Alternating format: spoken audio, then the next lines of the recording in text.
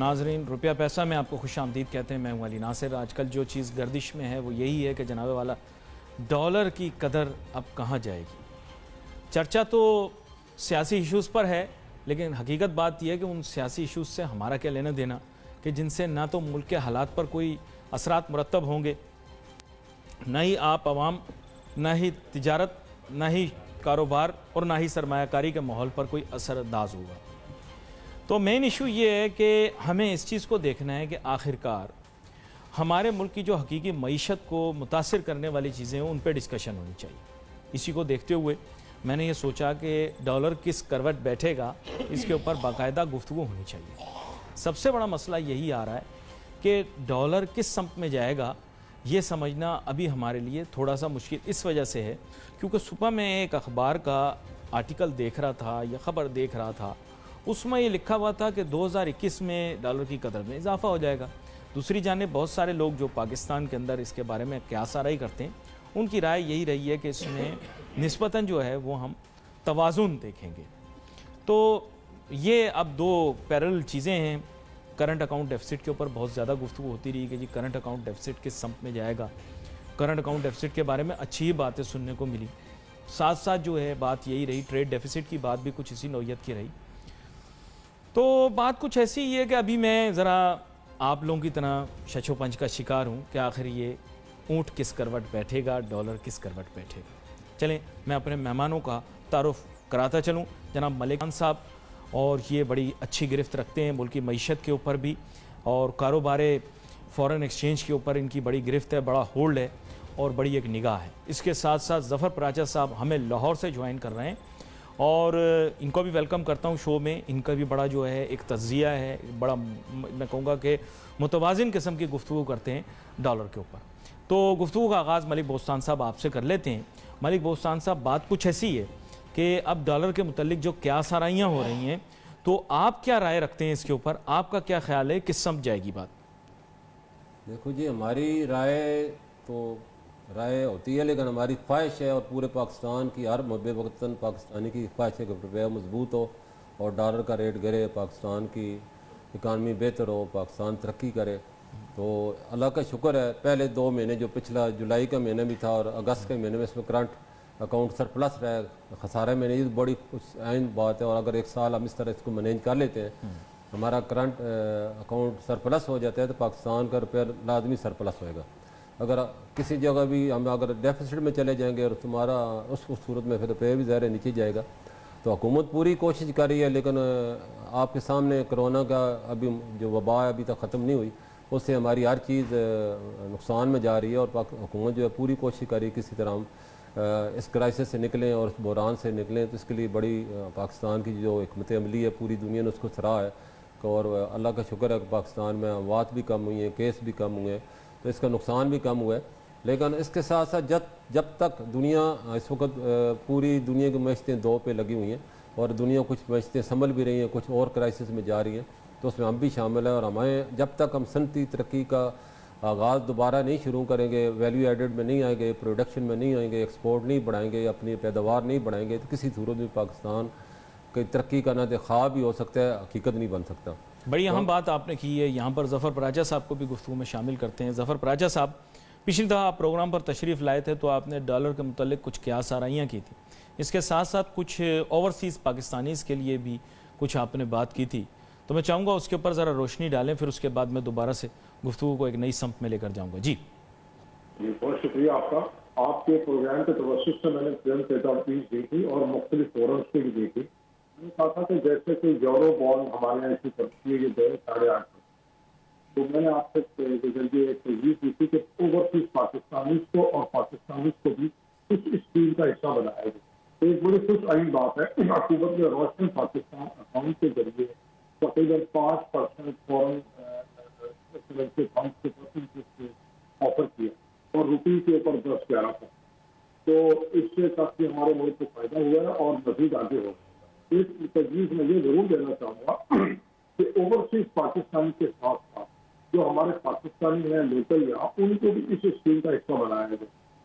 तो इससे कम से कम ये होगा कि 7-8 बिलियन डॉलर मजीद आपको मिल जाएगा, जो कि लॉकर्स में पड़ा हुआ है, या लोगों के घरों में है या कहीं दुनिया में दीगर ममालिक, तो इस बेस्ट टाइम है कि कोरोना की वजह से या इससे पहले भी कहीं पे भी दुनिया में आधे % से ऊपर कहीं नहीं, और पूरी दुनिया में पूछगछ ज्यादा है, अनस्टेबिलिटी खासतौर पे रूस और गल्फ में, सऊदीया में उनके सियासी हालात, तो वो जो लोगों के जो वहाँ फंड है, बेस्ट टाइम है कि हम उनको यहाँ और मजीद हमको करें और कोशिश करें। तो इसमें अगर हमारे पाकिस्तानी को और फॉरनर्स को भी शामिल कर दिया जाएगा, 5% जो रोशन पाकिस्तान है, तो इसका फायदा है। और दूसरा, आपने जो डॉलर की बात कही तो आपने शायद इससे थोड़े से हैरत की इख्तियार किया था अपने आखिर प्रोग्राम में। मैंने कहा था कि डॉलर का रेट इंशाल्लाह नीचे आएगा और आज एक 164 रुपये के करीब आ गया है, तकरीबन महीना 15 दिन में 3 रुपये नीचे। तो हम बात कर रहे थे यार आप इस वक्त 168 और 169 की। अब लेकिन इसमें सिर्फ ये हम माहिर माशियात जो है उन्हीं का कोई रोल नहीं है या गवर्नमेंट का खाली रोल नहीं है।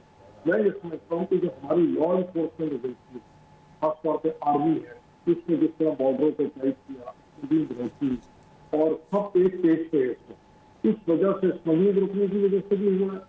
और एक अभी भी थोड़े से चलें, आपकी जानिब में दोबारा से वापस आता हूँ, मुझे एक छोटी सी ब्रेक लेनी है, ब्रेक के बाद वापस आते हैं, एक मुतवाज़िन जायजा लेने की कोशिश करेंगे कि मुस्तकबिल में फॉरेन करेंसी, फॉरेन एक्सचेंज की मार्केट किस समझ जाएगी। Let's take a short break.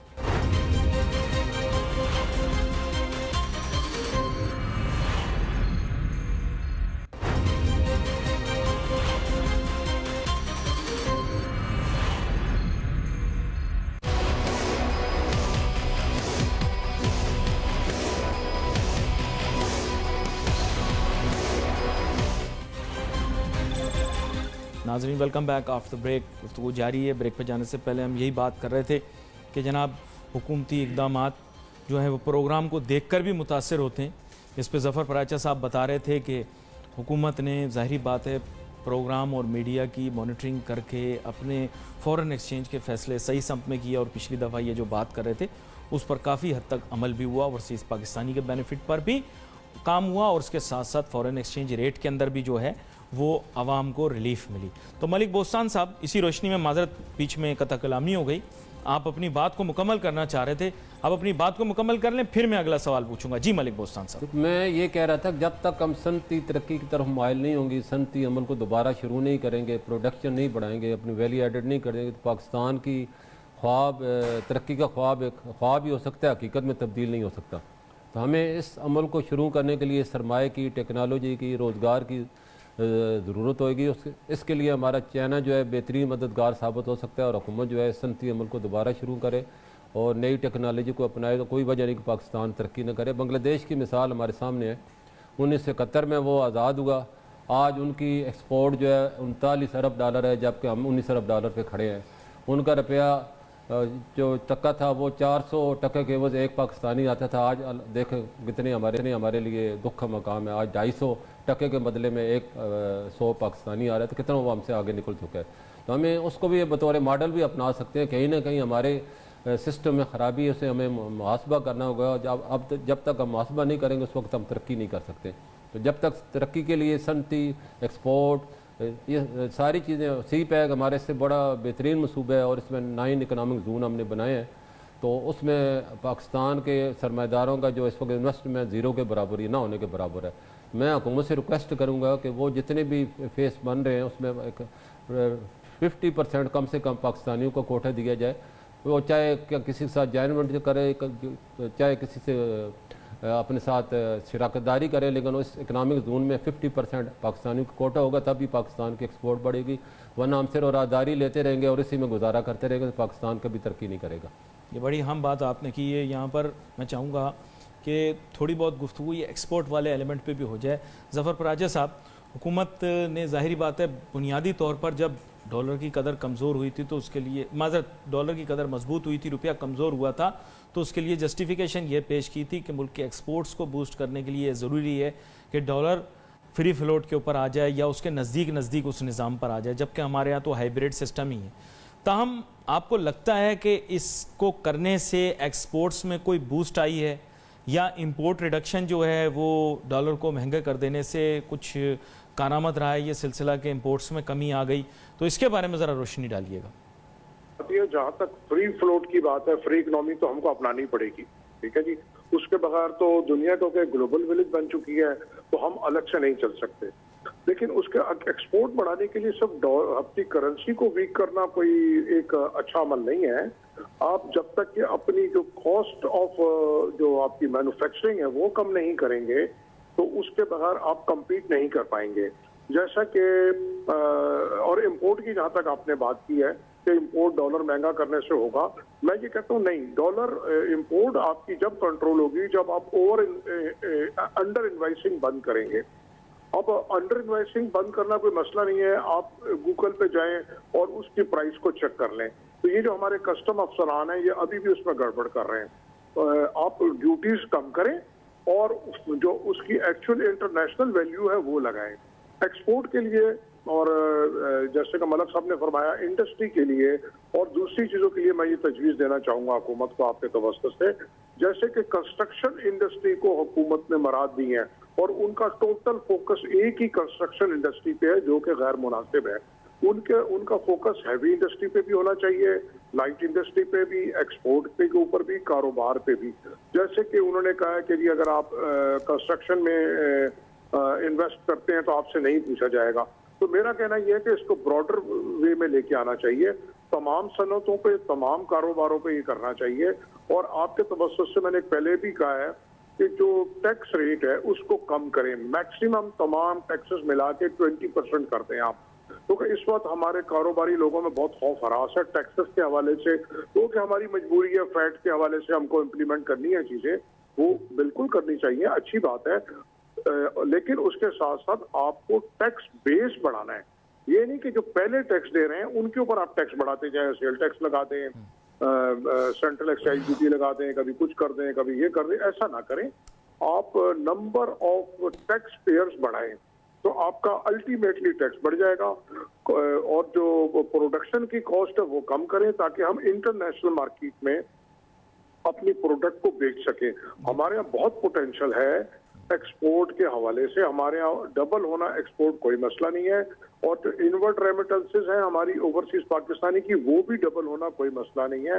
जैसा कि गवर्नमेंट सीरियस एक्शन ले रही है उससे आप देख रहे हैं कि हमारी रेमिटेंसेस बढ़ रही हैं। एक्सपोर्ट भी कुछ थोड़ी सी बढ़ी है लेकिन जितनी बढ़नी चाहिए थी उतनी नहीं बढ़ी। उसके साथ साथ मैंने आपसे पहले एक बात की थी, मैं अगर अपने दायरे कार से बाहर चला जाता हूँ माजरत के साथ, मैंने चीनी और गंदम के ऊपर बात की थी कि वो भी गवर्नमेंट ने कुछ तो उसके ऊपर बेहतरी ला रहे हैं कि तजवीज उसकी ये कि फ्री करें चीनी को, चीनी की इंपोर्ट एक्सपोर्ट फ्री करें, उस पर सब्सिडी खत्म करें, गन्ने से जो शक्कर बनाने की इजाजत दें लोगों को गुड़ से, और जो गंदम है उसको भी फ्री करें इंपोर्ट एक्सपोर्ट, उसकी डोमेस्टिक नकलो हमल जो है आज़ाद करें। देखिए आपके सियासतदान सिर्फ उस कारोबार में है जिस पर रिस्ट्रिक्शंस हैं, जिसमें गवर्नमेंट की तरफ से मराहत है, और किसी उसमें कारोबार में वो लोग नहीं है। तो जब आप ये मराहत खत्म कर देंगे अननेसेसरी, तो वो लोग इस कारोबार से निकल जाएंगे, मोनोपोली खत्म हो जाएगी। यानी माफियाज को खत्म करने का तरीका ये है, माफियाज को खत्म करने का तरीका ये फ्री मार्केट इकोनॉमिक प्रिंसिपल्स को। आप देखिए आपके सियासतदान इन दो कारोबार के अलावा किसी कारोबार में नहीं है। और एक आपका जो LPG वगैरह के कोटे हैं वो खत्म करें तो इंशाल्लाह प्राइसेस भी नीचे आएंगी। अब गंदम पूरी दुनिया में सस्ती है, हमारे यहाँ महंगी है, जबकि हम एक चौथे या पांचवें बड़े मुल्क के गंदम पैदा करने वाले खुद कफील हैं। तो हमारे यहाँ गंदम की शॉर्टेज का क्या काम है, चीनी की शॉर्टेज का क्या काम है? जब हम चीनी इंपोर्ट कर रहे हैं तो हमको पता होना चाहिए जब हम इंपोर्ट करेंगे तो महंगी होगी, तो महंगी हम सस्ती हम एक्सपोर्ट कर रहे हैं, सस्ती हम एक्सपोर्ट कर देते हैं और महंगी हम इंपोर्ट कर लेते हैं। तो ये जब इन लोगों का इस नुक्ते पर ही मैं कोशिश करता हूं कि आगे गुफ्तगू को लेकर चलें। फिर चंद नुकात मेरे जहन में खुद भी हैं, छोटी सी ब्रेक लेते हैं, वापस आते हैं, फिर इन्हीं नुक्तों को आगे लेकर चलते हैं और चंद नुक्ते और हैं जो कि अवाम से नज़दीक यानी आपके नज़दीक हैं, उनके मुतालिक भी बात करेंगे। Let's take a short break.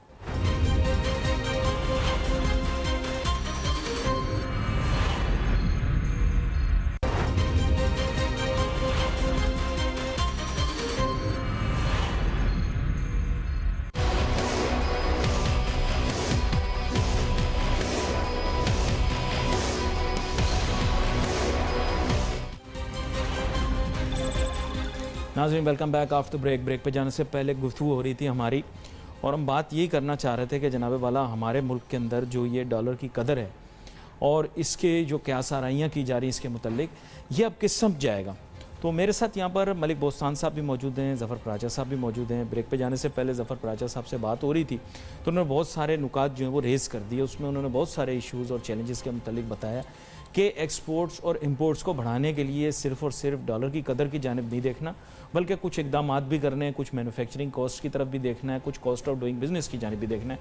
तो कुछ नुकात हैं जिनके ऊपर तज्जिया होना ज़रूरी है। तो मैं चाहूँगा मलिक बोस्तान साहब अगर आप उसके ऊपर कोई अपनी राय देना चाहें, फिर मैं अगले सवाल की जानिब जाऊँ। जी मलिक बोस्तान साहब। मैं समझता हूँ इन हालात में पाकिस्तानी रुपये को मजबूत जो हो रहा है तो ये बड़ी आम बात है और सोचने की बात है आखिर ऐसा क्यों हो रहा है। इसमें कुछ हुकूमत के भी इकदाम हैं, स्टेट बैंक के भी इकदाम हैं, उन्हीं की वजह से रुपया मजबूत हुआ है और इंशाल्लाह और भी मजबूत होएगा। मतलब कोई ऐसा क्राइसिस ना आ जाए, कोई ऐसा बड़ा वाक़या ना हो जाए जो कि पाकिस्तान की मैशत को और सियासत को हलचल मचा दे, अमन अमान को ख़राब कर दे। तो मैं समझता हूँ इस वक्त जो हुकूमत ने और स्टेट बैंक ने रोशन डिजिटल पाकिस्तान का जो इंट्रोड्यूस कराया अकाउंट ओवरसीज़ पाकिस्तान के लिए और नॉन रेजिडेंस पाकिस्तान, ये बहुत बड़ा मैं समझता हूँ उनका दरीना मुतालबा था, उनकी ख्वाहिश थी और पाकिस्तान की ज़रूरत भी थी। आजकल डिजिटल दौर में जाकर हुकूमत ने डिजिटल पाकिस्तान का नारा लगाया तो ये सबसे पहला नारा जो है इम्प्लीमेंट हुआ है, तो उसका बड़ा फ़ायदा हुआ है और ओवरसीज़ पाकिस्तानी बड़े खुश हैं। और मैं आपको बताता चूँ पिछले 15 दिन में $1.5 बिलियन रोशन डिजिटल पाकिस्तान के ज़रिए, ये बहुत बड़ी बात है। इसी वजह से रुपया जो है 166-80 से कम होकर आज अल्लाह का शुक्र 164 के करीब पहुंच चुका है। और आने वाले दिनों में अगर ये इसी रफ्तार, ये इंटर बैंक में बात, जी इंटर बैंक रोशन डिजिटल ज़ाहिर बैंक में ही आएगा, पर बाकी तो किसी जगह आ ही नहीं सकता ना। जी। तो ये पाकिस्तान की बड़ी खुशखबरी है, कौम के लिए, आवाम के लिए, हुकूमत के लिए भी फ़ख्र का मकाम है। तो मैं समझता हूँ ये अगर रोशन, इसमें बहुत कम लोगों ने अभी इसको ऑपरेट किया, बहुत से लोगों को ऑपरेट करने ही नहीं आता। तो इसके लिए मेरी बैंकरों से भी बात होती रहती है, तो उन्होंने यही कहा है कि हमारे लिए ये सबसे बड़ा चैलेंज आ गया है कि हम उन लोगों को मोटिवेट कैसे करें, उन्हें ऑपरेट करना कैसे सिखाएं और निज़ाम को भी थोड़ा सहल बनाएं, आसान करें। मतलब उसमें ये कि जो मैंने उन्हें समझाया कि जो लोग मोबाइल यूज़ कर लेते हैं, फेसबुक यूज़ कर लेते हैं, वो ये भी यूज़ कर लेंगे। वक्ती तौर पर उनको मुश्किलात का सामना आ रहा है, अपने मुश्किलात पर आपके सामने पेश करें, आप उनकी हेल्प करें, उन्हें सिखाएँ, उन्हें ताकि वो इसको ज़्यादा से ज़्यादा लोग यूज़ करें। तो मैं समझता हूँ आने वाले दिनों में पाकिस्तान की जिस वर्किंग रेमिटेंस रिकॉर्ड इजाफा हुआ है, जुलाई में $3.25 अरब आई है, अगस्त में $2 अरब आई है और सितंबर में उम्मीद है कि $2 अरब से ज़्यादा ही होगी। तो ये सारी चीज़ें पाकिस्तान की बेहतरी की तरफ जा रही है। पाकिस्तान अच्छा, लेकिन एक काउंटर आर्गूमेंट आई छोटी सी, वो ये है कि ये फुल एंड फाइनल सेटलमेंट्स हैं लोगों की, लोग पाकिस्तान वापस आ रहे हैं इसलिए ये रेमिटेंस बढ़ी है। पता नहीं लोगों ने कहा, यहाँ प्रोग्राम पे ही लोगों ने कहा। नहीं हम लोग तो हमारे में ये बड़ा मैं समझता हूँ एहसास कमतरी का शिकार है। पाकिस्तान में कोई अच्छी चीज़ भी हो तो हम उसको नेगेटिव तरफ की ले जाते हैं। जिन्होंने आना था वो आ चुके हैं, अब उन्होंने क्या आना है, अब साल होने वाला है।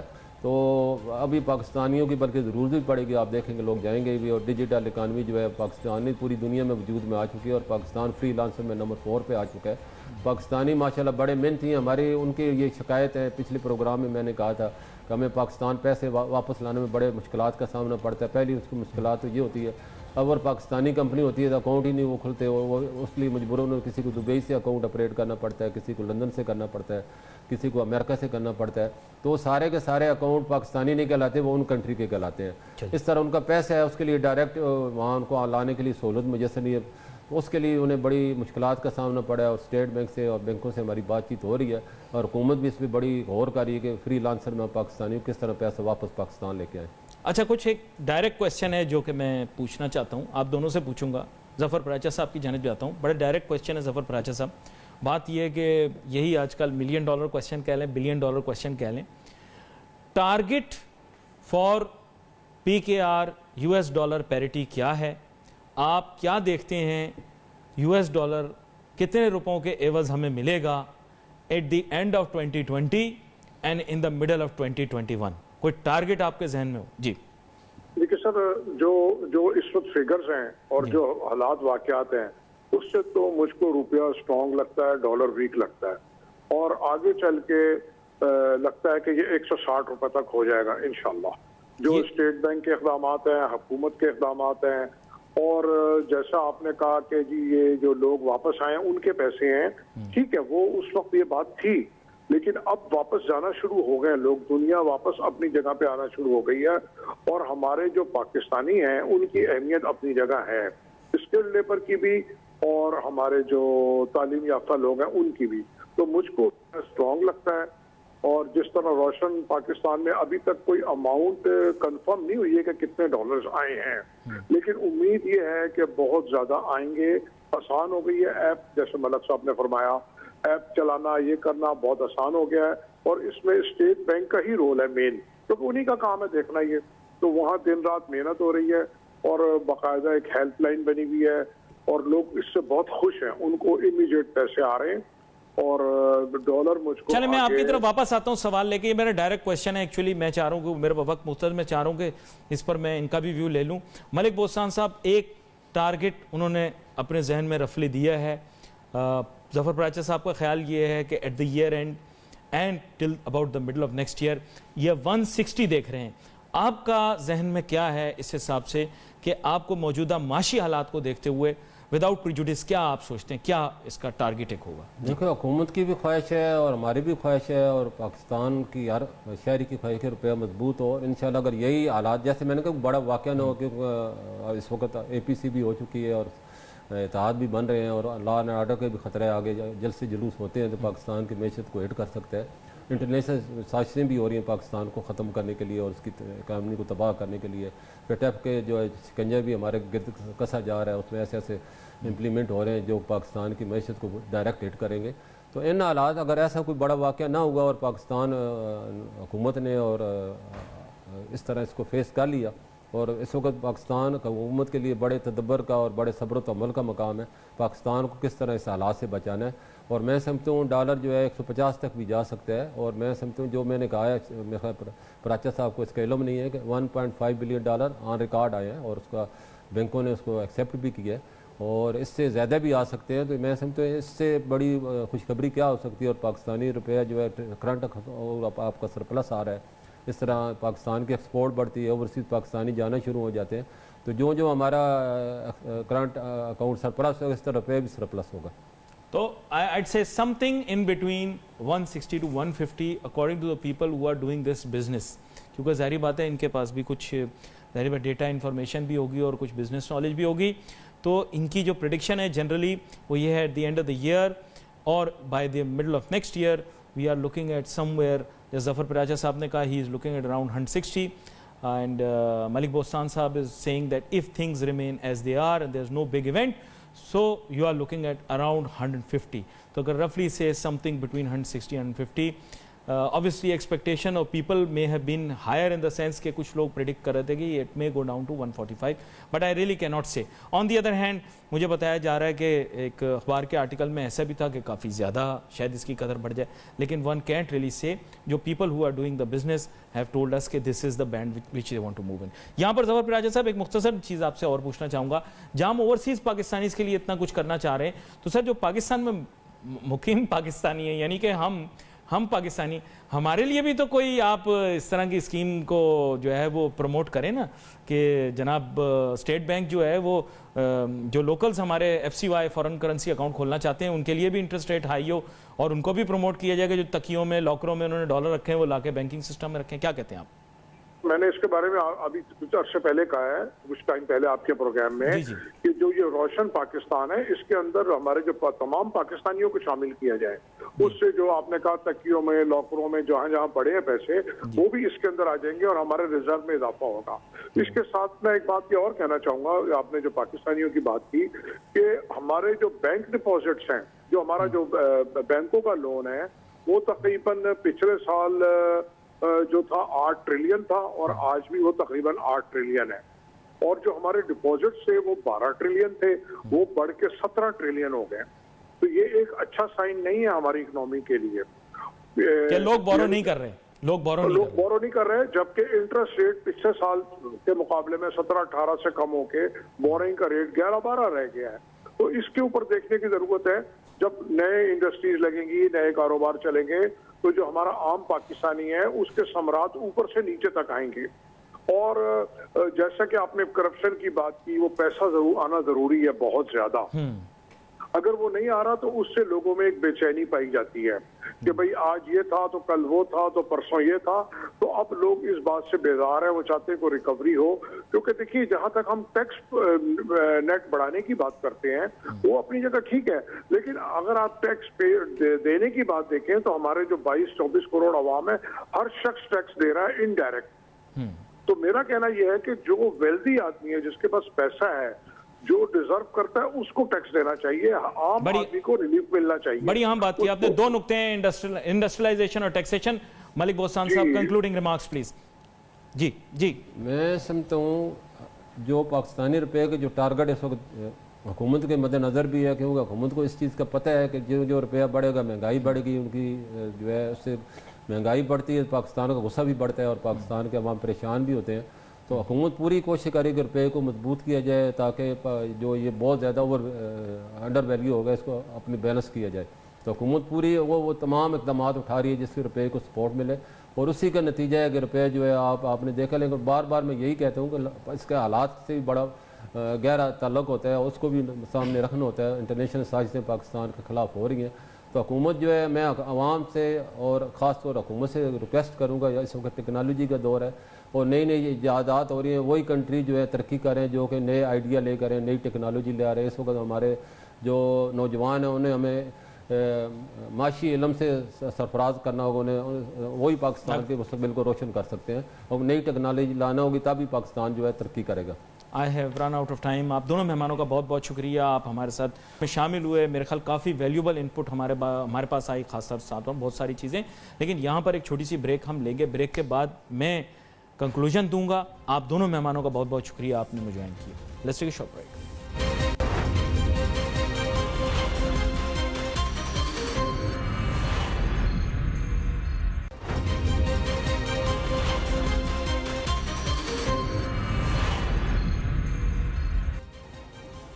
नाज़रीन, वेलकम बैक आफ्टर ब्रेक। गुफ्तगू हमारी जारी थी। ब्रेक पर जाने से पहले जनाब वाला हम बात कर रहे थे, हमने डॉलर के मुतल्लिक जो एक्सपेक्टेशंस हैं उनके बारे में बात की। असल चीज़ यही है कि डॉलर की कदर जो है उसमें इजाफे के मुतल्लिक भी जो बैनुल अक़वामी इदारे हैं उन्होंने कुछ बयानात दिए हैं या दिए होंगे। इसके साथ साथ हमने कोशिश की है कि मुकामी सतह के ऊपर हमारे लोग जो इस बिज़नेस में इन्वॉल्व हैं और जिनके पास मैं कहूँगा कि इतनी वसअत नज़र है कि वो चीज़ों को देख सकते हैं फ्रॉम ए बिज़नेस पर्सपेक्टिव, तो विदाउट प्रेजुडिस उन लोगों से भी एक बैंड ले लें, एक एक्सपेक्टेशन ले लें कि उनको फ्यूचर में डॉलर की कदर किस जानिब दिखाई दे रही है। तो बड़ा अहम होता है कभी कभार कि इन चीज़ों पर भी निगाह डाली जाए। आगे आने वाले दिनों के अंदर हम कोशिश करेंगे कि सोने के भी जो दाम हैं, यानी गोल्ड रेट्स इंटरनेशनल, ये किस तरफ मूव करेंगे, इसके बारे में भी हम बात करेंगे और लोगों की राय भी लेंगे। उसका ताल्लुक भी आप याद रखिएगा फॉरेन एक्सचेंज के साथ होता है। We wait for your messages on Facebook. यहाँ पे अली नासिर, हमारी टीम को इजाज़त दीजिए। अल्लाह हाफ़िज़।